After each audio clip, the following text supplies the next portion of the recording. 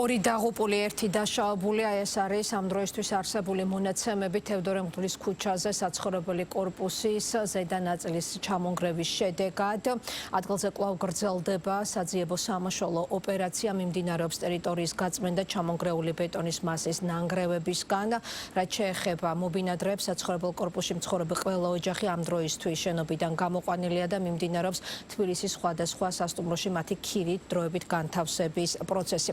შალვა სუმბაძე რჩება შემთხვევის ადგილზე, ის განაგრძობს მუშაობას. შალვა ახლა ბოლო მონაცემებს მოგვაწვდის თევდორე მღვდლის ქუჩიდან. შალვა, როგორი არის ამ წუთისთვის ვითარება ადგილზე?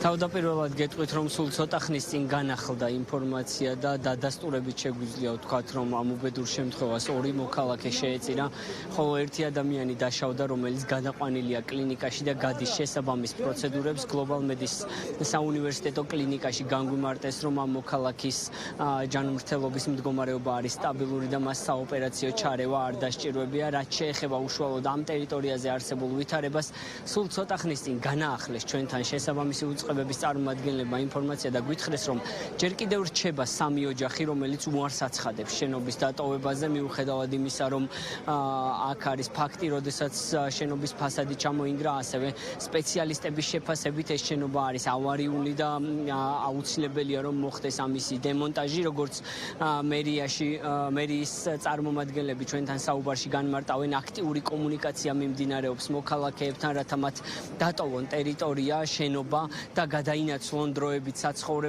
საცხოვრებელში. ძირითად ნაწილთან მოქალაქეების მოხერხდა, როგორც ჩვენ გვითხრეს შეთანხმება, თუმცა ჯერ კიდევ რჩება, უფრო ზუსტად სამი ოჯახი რჩება, ვინც უარს აცხადებს შენობის დატოვებაზე. მერიის სამსახურის წარმომადგენლებმა, მათ შორის მედიის საშუალებით მოუწოდეს ამ მოქალაქეებს, რომ დატოვონ შენობა, რათა დაიწყოს შესაბამისი პროცედურები, მოხდეს შენობის სრულად დემონტაჟი, იქამდე კი მერია უზრუნველყოფს ამ ადამიანებს საცხოვრებლით. რაც შეეხება უშუალოდ ამ კონკრეტულ ადგილას ვითარება, სულ ცოტა ხნის წინ ის ბეტონის ასე ვთქვათ კონსტრუქცია, რომელიც შენობის ფასადიდან ჩამოვარდა და რომელიც რამდენიმე ათეულ ტონას იწონის. ალბათ ახლა ოპერატორსაც ვთხოვ კადრშიც გაჩვენოთ ის ბეტონის ნატეხი ნანგრევი, რომელიც ახლა თქვენს კადრში ჩანს, ჩამოვარდა შენობის ბოლო სართულიდან და დაეცა იქ მდებარე ტროტუარზე, სადაც იმყოფებოდნენ გამლელები და დაუზუსტებელი ინფორმაციით, როგორც აქ ადგილობრივები ამბობენ, გარდაცვლილები არიან ის ადამიანები, არა მაცხოვრებლები უშუალოდ ამ კორპუსში,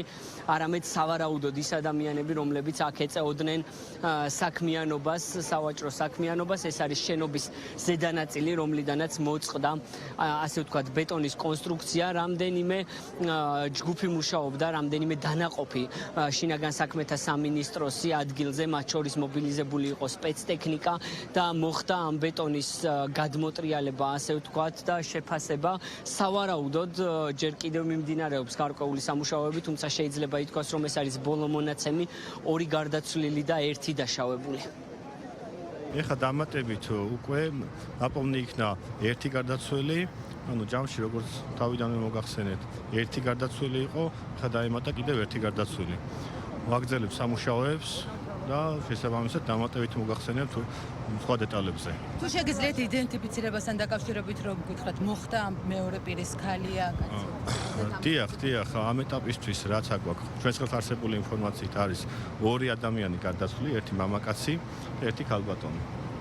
როდესაც ავარიული არის შენობა ნაგებობა და როდესაც საქმე ეხება ადამიანის სიცოცხლეს, ყველა კიდევ უფრო მეტი პასუხისმგებლობით მიუდგეთ ამ ყველაფერს, მით უმეტეს იმ ფონზე, როდესაც დედაქალაქის მერია ყველას თავაზობთ, ანუ ყოველგვარი დანახარჯის გარეშე ჩვენ უზრუნველყოფთ, გადავიყვანოთ სასტუმროებში ეს ხალხი, დროებით საცხოვრებლი დავაკმაყოფილოთ, მოხდეს ავარიული შენობა-ნაგებობის დემონტაჟი, ახალი სახლების კორპუსების მშენებლობა და გარემონტებულ ფორმით გადავცეთ ეს მაცხოვრებლებს.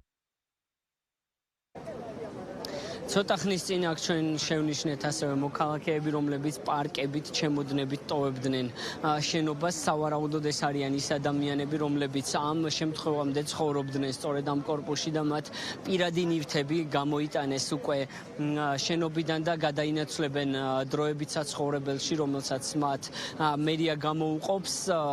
ჩვენს ასე ვთქვათ მიმყოფებით ვაგზლის მიმდებარე ტერიტორიაზე, სადაც უბედური შემთხვევა მოხდა, აქ რჩებიან ჯერ კიდევ შინაგან საქმეთა სამინისტროს წარმომადგენლები, მინისტრმა, ასევე თბილისის მერმაც, რომელიც აქ იმყოფებოდა სამუშაოების დაწყებიდან უკვე დატოვეს ტერიტორია. მადლობა შალვა სუმბაძე საუბრობდა შემთხვევის ადგილიდან პირდაპირ ეთერში.